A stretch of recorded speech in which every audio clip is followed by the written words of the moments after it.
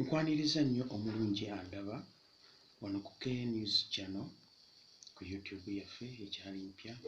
Mugiwagire mugibeereko subscribing, kituyambako okubeera nga tutambulira wamu musobola okufuna ebintu nga bino eby'omugaso. Obudde obusinga tujja kuteekangako programs ezituyamba okubaako we tweyongera nga tusharinga ebyo bye tulabye, bye tufunye mu bantu ab'enjawulo, then tusobole okubeera nti bibaako omuntu kye bimwongerako. Nga bwe nabaga nti K-News ekisingako mawulire, naye kye bayita amawulire kye kimu ku bintu ebipya by'oba ofunye. Kasita ekituuba nga obadde tokimanyi, munno n'akikugamba bugaba mawulire gy'oli. So abantu balowooza nti kye bayita amawulire kwe kubuulira nti gundi yakubye munne, akabenje kagudde wali, byo byokka. No, n'ekintu kyonna kasita ofuna information empya kitegeeza nti kiina kye kikwongeddeko okumanyako. Amannya Kalemba nga bulijjo, nga ntuuse n'okubaako bye mbategeeza ku kintu kye twayogereko nti people and money, olwaliro kye tugenda okutandikirako. Ssente zino nzibu nnyo, kye kimu ku bintu ebisinga obuzibu. Tekkutika ate terina formula ya kugikola. Tolina bw'oŋŋamba nti gundi yakola n'amalayo, ate tolina bw'ogamba nti gundi ne bw'ataddamu kukola ali bulungi. So nzibu nnyo kuba terina formula. Naye tugenda kuyita mu bintu ebimu ebikulu ennyo olwaliro bye tugenda okutandikirako. Omuntu olwana otya okulaba nti ssente tekufuga? Ssente zino bwe ziba zijjirako ebizibu bingi n'ebirungi bingi. Ekisooka, buli lw'oba ng'ogenda olinnya ku mitendera gy'okufuna ssente, olina abantu be zigenda zikugattako.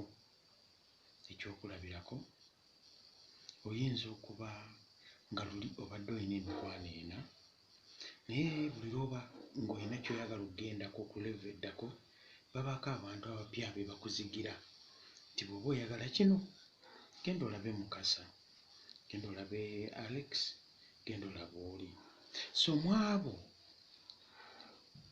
oba olina kye weeyongeddeko, naye olwananga nnyo obutakkiriza bano bwe wasooka nabo kubalaba nga bisiimuula. Tomanya mu abo be wasooka nabo be bakuyambye okutuuka ku bano kati bwe weeyagalirako. Ayinza okuba ng'oli yali amumanyi n'akugamba nti singa olaba mwami gundi ekintu ekyo yagenda okukikkolera, singa olaba gundi ekintu ekyo kyajja okukikkolera. Kati olwana nnyo okubalansinga, osigaze ono omupya n'omukadde omusigaze, kubanga abakadde bw'oba oleka ng'olinnya, ebiseera ebisinga batuwanulayo mu mitendera mingi. Basobola okukuwanulayo gy'obadde olinnye olw'ensonga baba bakumanyi nnyo ate okusinga oli gwe bakugasseeko. N'olw'ensonga eyo singa obejjako mu bubi, gwe n'obalaga nti mmwe temukyalina mugaso, ate basobola okukola ekinene ennyo okukusuuza n'abo abapya abadde bakwegasseeko.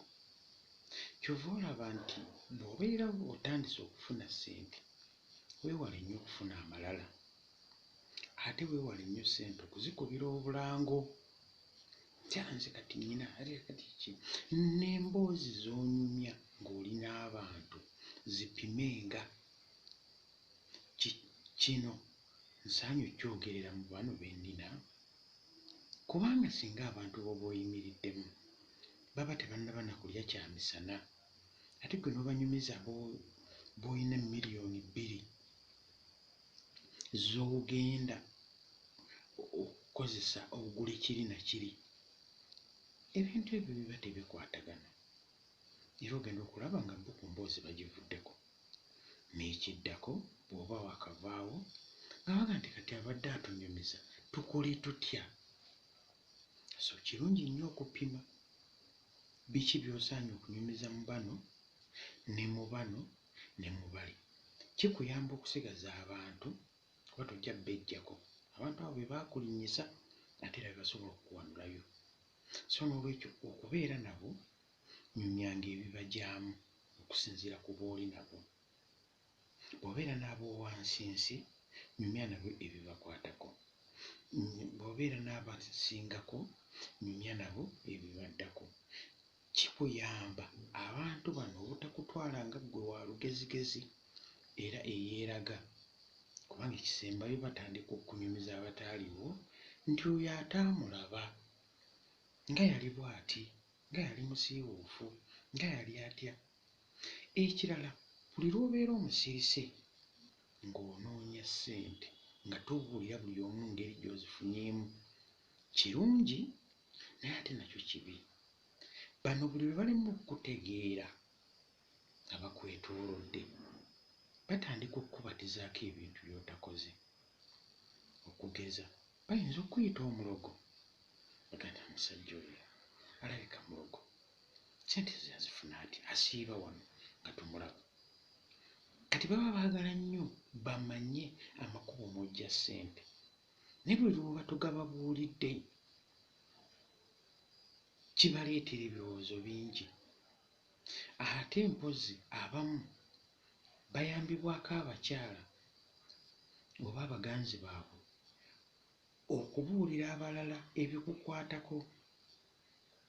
Omukyala ayinza okwenyumya, ayinza okwolaba omwami agenda kungulira kino, omwami agenda kunkolera kino, wadde nga gwe tokinyumiza. So oluusi mu bakiwulira 9 ku 10 baba balwana bakuzzeeyo eri gye wava, kubanga ate nga eddala abaagala okuzzaayo mwattu gyegino emikwano egikwetoolodde.